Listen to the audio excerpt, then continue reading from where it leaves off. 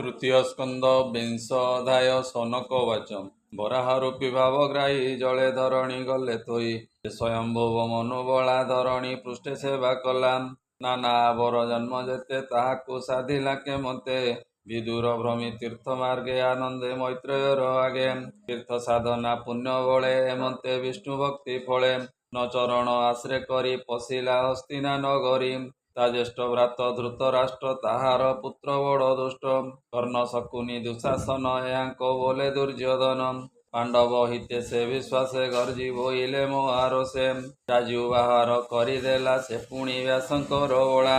ଗୋବିନ୍ଦ ଭକ୍ତ ସେ ନିଶ୍ଚଳେ ଭର୍ତ୍ତଇ ଭକ୍ତ ଜନ ମେଳେ, ମୈତ୍ରେୟ ବିଦୁର ପୁଛିଲା କହିବା ମୋତେ ବିଷ୍ଣୁ ଲୀଳା। ସେ ବିଷ୍ଣୁ କଥା ପରାଶର ଶ୍ରୁତି ଗୋଚରେ ସୁଧାସାର, ଯେ ପ୍ରାଣୀ ଗଙ୍ଗା ସ୍ନାନ କରେ ସେ ତିନି ପୁରୁଷ ଉଧରେ।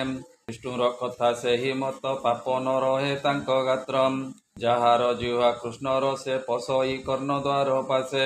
ବିଷ୍ଣୁ ବୈଷ୍ଣବ ଭାବ ଚିତେ ଭମୁନି କହ ମୋ ଅଗ୍ରତେ, ସେ କାହିଁ ଛାଡ଼େ କୃଷ୍ଣ କଥା ଯେଣେ ହରଇବ ବ୍ୟଥା।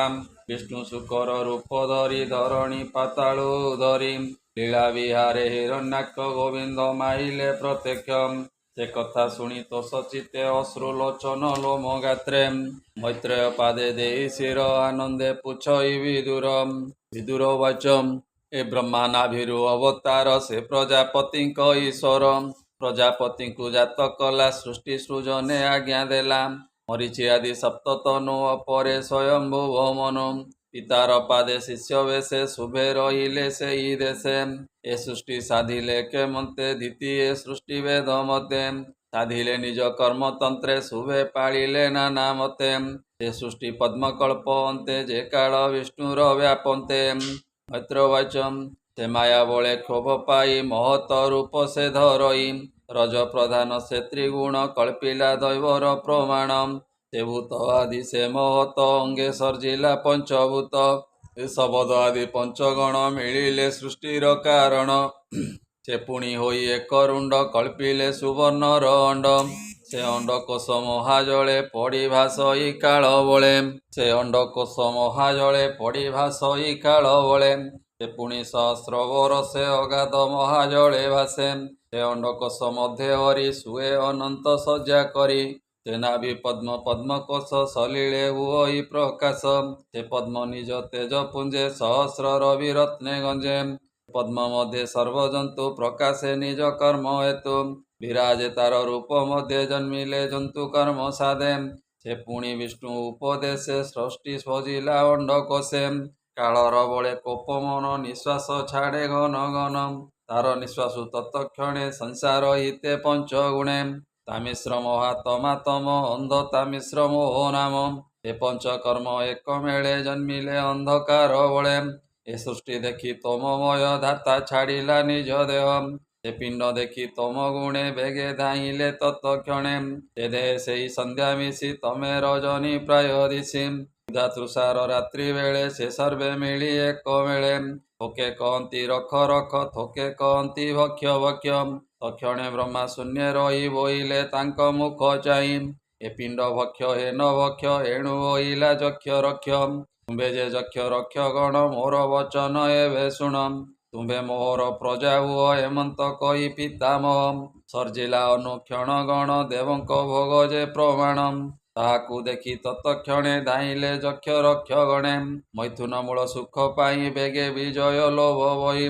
ନିର୍ଲଜ୍ଜିପଣ ତାହାଙ୍କର ଦେଖି ହସିଲେ ବେଦବର, ବ୍ରହ୍ମାର ହାସ୍ୟ ଦେଖି କୋପେ ମିଳିଲେ ବ୍ରହ୍ମାର ସମୀପେ। ଚାହାନ୍ତି କୁପିତ ବଦନେ ଭୟ ପଶିଲା ବ୍ରହ୍ମା ମନେ, ଶୁଣିଏ ଗୋବିନ୍ଦ ପଦ ଧ୍ୟାଇ କହଇ ଶିରେ କର ଦେଇ। ପ୍ରାଣିକ ଅନୁଗ୍ରହ ଅର୍ଥେ ତୁ ନାଥ ଆଜ୍ଞା ଦେଲୁ ମତେ, ଏ ସୃଷ୍ଟି କରଇ ମୋର ବଳେ ତୋ ଅନୁରୂପେ ଶୟଳେ। ତୁ ଏବେ ରଖ ଚକ୍ରଧର ଏମାନେ ମହାଭୟଙ୍କର, ଏ ଯେବେ ଭକ୍ଷିବେଟି ମତେ କେମନ୍ତେ ଥିବି ଏ ଜଗତେ। ବ୍ରହ୍ମା ବଚନ କର୍ଣ୍ଣେ ଶୁଣି ବୋଇଲେ ପ୍ରଭୁ ଚକ୍ର ପାଣି, ଏ ଜାଣି ମହାଭୟଙ୍କର ଏବେ ତୁ ଛାଡ଼ ଏ ଶରୀର। ଶୁଣି ଗୋବିନ୍ଦର ବଚନ ତକ୍ଷଣେ ଛାଡ଼ିଲା ଜୀବନ, ସେ ଦେହ ସନ୍ଧ୍ୟା ରୂପ ହୋଇ ରୂପେ ରାକ୍ଷସ ମନମୟୀ। ଯେ ଅପସରା ଗଣେ ଥିଲେ ତାହାକୁ ଦେଖି ମୋହ ଗଲେ, ନାନା ଅଳଙ୍କାର ସାଜେଣି ବଚରଣେ ନୂପୁର ବାଜେଣି। ବସ୍ତ୍ରେ ବେଷ୍ଟିତ ରୂପଚ୍ଛନ୍ନ ମୁହୂର୍ତ୍ତେ ବିଷାକ୍ତ ନୟନମ୍ ହୃଦରେ ତୁଙ୍ଗ ପୟୋଧର କଟି ମେଖଳା ରତ୍ନସାରମ୍ ସୁନ୍ଦର ନାସିକା ବିରାଜେ ଦନ୍ତ ଡାଳିମ୍ବ ବୀଜଗଞ୍ଜେ ସୁନ୍ଦର ଆସ ମନୋହର ସୁବିନ୍ଦ ସୁନ୍ଦର ଧରମ୍ ବସ୍ତ୍ର ଆଚ୍ଛାଦି କଳେବରେ ପତେ ରହିଲା ଲାଜବରେ ପଥରେ ଦେଖି ତା ବଦନ ସର୍ବେ ହୋଇଲେ ମୋହମାନମ୍ କହନ୍ତି ଏକୁ ଏକ ଚାହିଁ ଏମନ୍ତେ ଦେଖିଲା ତ ନାହିଁ ନବ ଶରୀର ତ୍ରାହି କର ରୂପ ଲାବଣ୍ୟ ମନୋରମ ଏ ଆମ୍ବ ମଧ୍ୟରେ ମନୋରମେ ଅକର୍ମ କଲା ପ୍ରାୟ ଭ୍ରମେ ଏମନ୍ତେ ସନ୍ଧ୍ୟା ରୂପ ଦେଖି ପ୍ରମୋଦା ପ୍ରାୟ ଉପଲକ୍ଷୀ ନୟନ ଦେଇ ତା ବଦନେ ଭାବେ ବୁଲନ୍ତି ଅନ୍ୟନେ ନୟନ ଦେଇ ତା ବଦନେ ଭାବେ ବୁଝନ୍ତି ଅନ୍ୟନେ ହେ ରମ୍ଭା ଉର୍ବଶୀ କଲ୍ୟାଣୀ ପ୍ରମୋଦା କୁଳ ଶିରୋମଣି ବିପ୍ର ଭୋଜନେ ଭଗବାନ କହ କି କିସ ତୋର ନାମ ତୋ ରୂପ ଗୁଣେ ହେଉଛନ୍ନ ଆମ୍ବର ଲଙ୍ଗିତ ଲୋଚନମ୍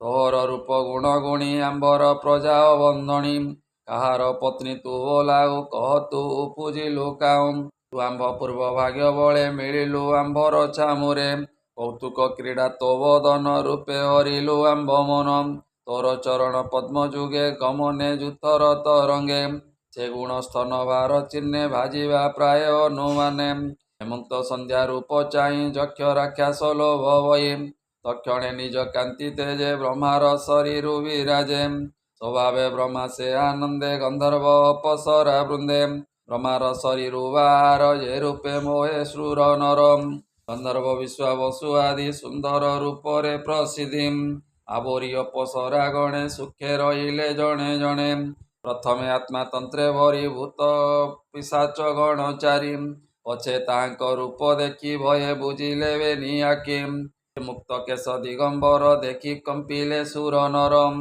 ଏ ଭୟ ଅଳସ ତାର ମୁଖେ ଯେବେ ପ୍ରାଣୀ ମୋହେ ସୁଖେ ସେ ଦେବ ନିଦ୍ରା ବଶ ହୋଇ ପୁଣି ଛାଡ଼ିଲା ନିଜ ଦେଇ ପରମେ ରହି ରଜଗୁଣ ସର୍ଜିଲା ସିଦ୍ଧ ପିତୃଗଣ ସିଦ୍ଧ ବିଦ୍ୟାଧର ଗଣେ ଜାତ ହୋଇଲେ ତତ୍କ୍ଷଣେ ସ୍ୱଭାବେ ତେଜ ଅନର୍ଗଳା ତାହାକୁ ଅନ୍ତର୍ଧ୍ୟାନ ହେଲା କିନ୍ନର କି ପୁରୁଷ ଗତି ପୁଣି ସର୍ଜିଲା ପ୍ରଜାପତି ତକ୍ଷଣେ ତମ ଗୁଣେ ଜାତ ଯାହାର ତେଜେ ବଳବନ୍ତ ତାହାକୁ ଚାହିଁ ପ୍ରଜାନାଥ ସନ୍ତୋଷେ ହୋଇ କୃତ କୃତ୍ୟ ପୁଣି କଳ୍ପିଲା ମନୋରଥେ ଆବର ସୃଷ୍ଟି ଭାବ ଯେତେ ନାରୀ ପୁରୁଷେ କଲେ ମନ ଯେ ସୃଷ୍ଟି ଉପୁଜେ ମୈଥୁନମ୍ ହେମନ୍ତେ ବ୍ରହ୍ମା ସୃଷ୍ଟି ଚାହିଁ ବିବୁଧେ ଯାର ଯଶ ଗାଇ କହନ୍ତି ଧନ୍ୟ ବେଦପତି ସୃଷ୍ଟି ସଞ୍ଚରେ ଦୃଢ଼ମତି ଅନେକ ତପ ଯହୁଁ କଲା ଜ୍ଞାନେ ଗୋବିନ୍ଦ ଆଜ୍ଞା ଦେଲା ନିଜ ସାଧନା ତପ ଫଳେ ସୃଷ୍ଟି କଲେ ବୁଦ୍ଧି ବଳେ ଏମତେ ଶ୍ରୀକୃଷ୍ଣ କାରଣ ବିଧାତା ରୂପେ ନାରାୟଣମ୍